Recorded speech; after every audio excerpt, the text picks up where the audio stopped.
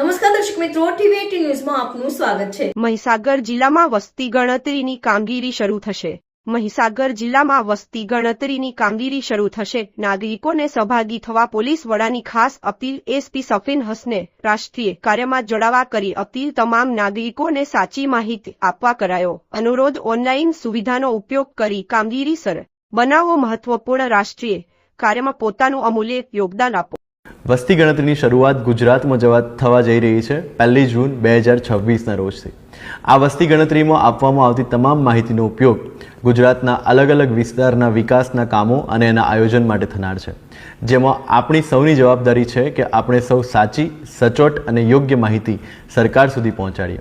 આ વસ્તી ગણતરીની કવાયત ગુજરાતમાં 1 જૂનથી થવાની છે, પરંતુ એની સાથે સાથે સ્વ વસ્તી ગણતરી એટલે કે સેલ્ફ એન્યુમરેશનની શરૂઆત 17 મેના રોજ થવાની છે, જેમાં દરેક નાગરિક ઓનલાઈન પોતાના વિશેની અને પોતાના કુટુંબ વિશેની માહિતી જમા કરાવી